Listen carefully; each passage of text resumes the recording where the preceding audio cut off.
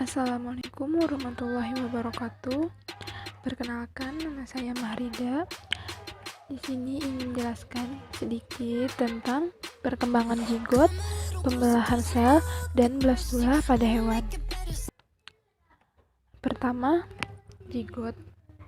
Zigot adalah sel yang terbentuk sebagai hasil bersatunya dua sel kelamin, sel ovum dan sel sperma yang telah masa. Zigot ialah sebuah proses perkembangbiakan sebelum janin atau calon jenis atau embrio pada rahim perempuan. Yang lama-kelamaan zigot ini akan berkembang menjadi janin dan embrio yang lalu akan dilahirkan menjadi bayi. Perkembangan zigot ada 4 fase. Yang pertama, fase morula. Morula adalah pembelahan sel yang terjadi setelah sel berjumlah 32 sel dan berakhir bila sel sudah menghasilkan sejumlah blastomer yang berukuran sama akan tetapi ukurannya lebih kecil. Sel tersebut memadat untuk menjadi blastodik kecil yang membentuk dua lapisan sel. Pada saat ini ukuran sel mulai beragam. Sel membelah secara melintang dan mulai membentuk formasi lapisan kedua secara samar pada kutub anima. Stadium morula berakhir apabila pembelahan sel sudah menghasilkan blastomer. Blastomer kemudian memadat menjadi blastodiks kecil membentuk dua lapis sel. Yang kedua ada fase blastula. Blastulasi adalah proses yang menghasilkan blastula, yaitu campuran sel-sel blastoderm yang membentuk rongga penuh cairan sebagai blastocoel. Pada akhir blastubasi, sel-sel blastoderm akan terdiri dari neural, epidermal, nokochordal, mesodermal, dan endodermal yang merupakan bakal pembentuk organ-organ.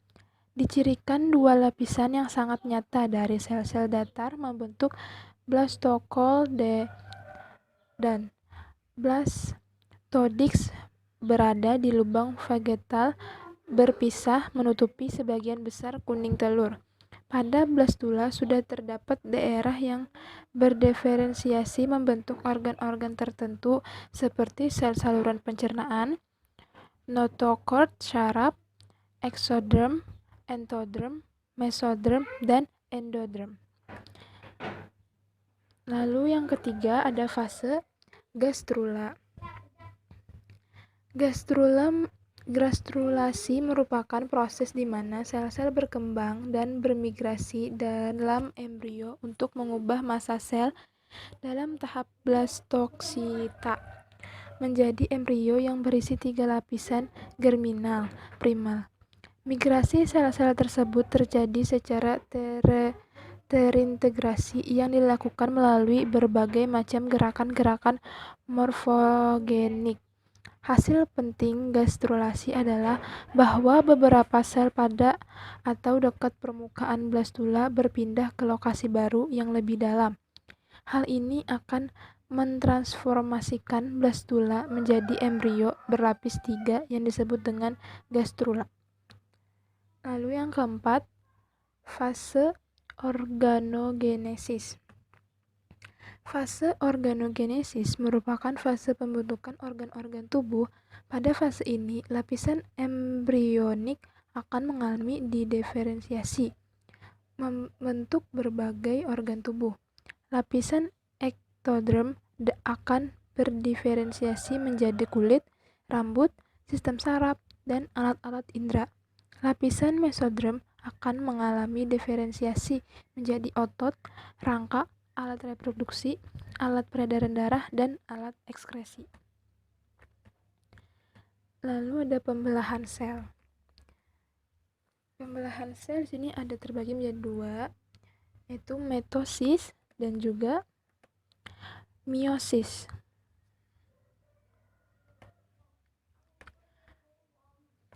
Pembelahan meiosis ada beberapa fase lagi. Yang pertama ada profase. Profase benang kromatin yang telah mengganda atau memadat menjadi kromosom. Anak inti, nukleus menghilang, mulai terbentuk benang spidel yang terikat pada sentriol. Sentriol bergerak menuju arah yang berlawanan, membran inti mulai menghilang, benang spidel mengikat kromosom saudari atau kromosom identik hasil penggandaan yang masih menyatu. Lalu ada metafase.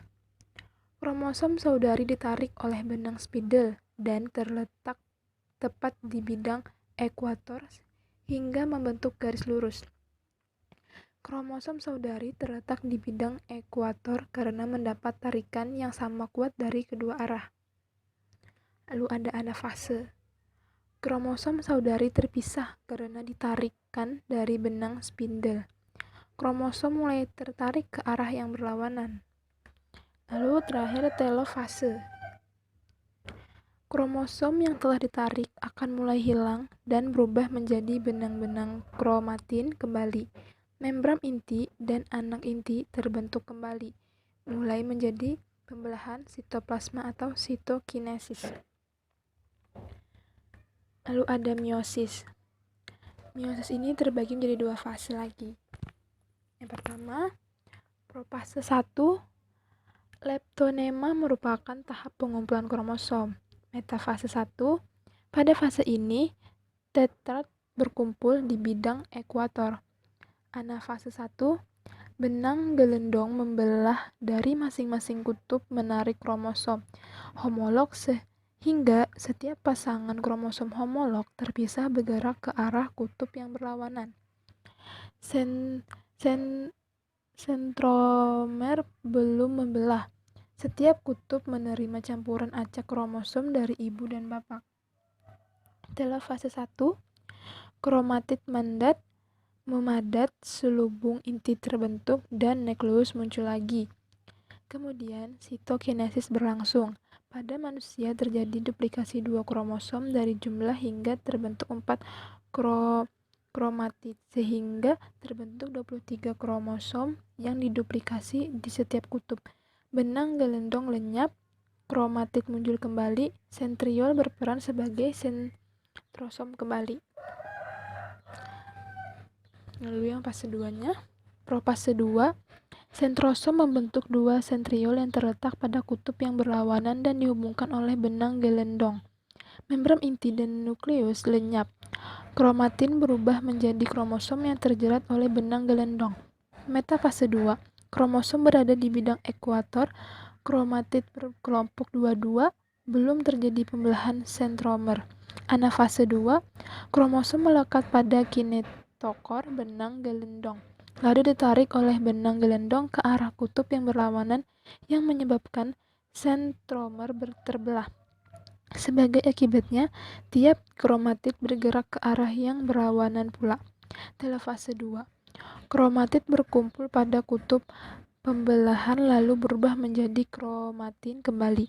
Bersamaan dengan itu, membran inti dan anak inti terbentuk lagi, dan sekat pemisah semakin jelas sehingga akhirnya terjadilah 2 sel anakan. Pada meiosis terjadi 2 kali pembelahan, 1 sel induk yang diploid menghasilkan 4 sel anakan yang bersifat haploid. Meiosis disebut pula pembelahan reduksi yang berarti terjadi pengurangan jumlah kromosom. Dan terakhir ada blastula. Blastulasi merupakan salah satu stadium yang mempersiapkan embrio untuk menyusun kembali sejumlah sel pada tahap perkembangan selanjutnya.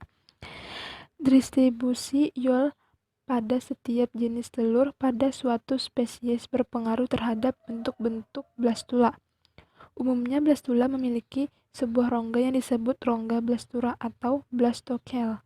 Dikenal beberapa macam blastula. Yang pertama, Coeloblastula, yang kedua, Discoblastula, yang ketiga, Blastokista, yang keempat, Stereoblastula. Sampai sini penjelasan dari saya, semoga bisa dapat dipahami. Terima kasih banyak. Wassalamualaikum warahmatullahi wabarakatuh.